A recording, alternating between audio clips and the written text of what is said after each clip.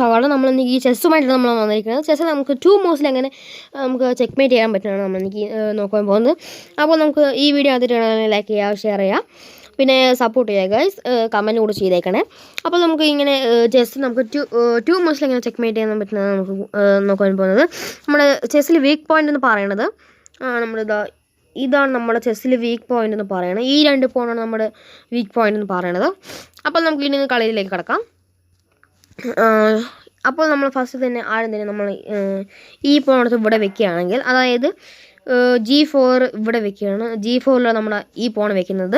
അപ്പോൾ അവർ വിചാരിക്കുകയാണ്, അവരിങ്ങനെ വെക്കുകയാണെങ്കിൽ നമുക്ക് ഈ ഏതെങ്കിലും ഒരു പോണത്ത് മൂവ് ചെയ്യുക ഗൈസ്. അപ്പോൾ ഇതെടുത്ത് ഇവിടെ വെച്ചാൽ നമുക്ക് ചെക്ക്മേറ്റ് പെട്ടെന്ന് കിട്ടും ഗൈസ്. അപ്പോൾ ചെക്ക്മേറ്റ് ഈ നമ്മുടെ കിങ്ങിനെ എടുത്തിട്ട് നമ്മുടെ ക്വീനെ എടുത്തിട്ട് ഇവിടെ വെക്കുക ഗൈസ്. അപ്പോൾ ചെക്ക്മേറ്റ് ഇവിടെ ഇങ്ങനെ പോകും. പിന്നെ നമ്മുടെ കിങ്ങിന്, അതായത് നിങ്ങളുടെ എതിര് നിൽക്കണ കിങ്ങിനത് എവിടേക്കും മൂവ്മെൻ്റ് ഇല്ല ഗൈസ്. ഒരു പോണും ഇല്ല ഗൈസ് മുമ്പിലേക്ക് നിൽക്കാനായിട്ട്.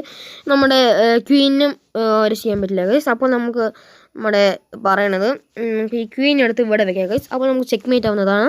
ഞാൻ കാണിച്ചു തരാം. ചെക്ക്മേറ്റ് ആയിരിക്കും ഗൈസ്. ഇതാണ് നമ്മുടെ ഇന്നത്തെ കളി എന്ന് പറയുന്നത്. അപ്പോൾ നിങ്ങൾ ഈ വീഡിയോ നിങ്ങൾക്ക് ഇഷ്ടപ്പെട്ടാൽ ഉറപ്പായും ലൈക്ക് ചെയ്യുക, ഷെയർ ചെയ്യുക, സപ്പോർട്ട് ചെയ്യുക guys. Thank you for watching video.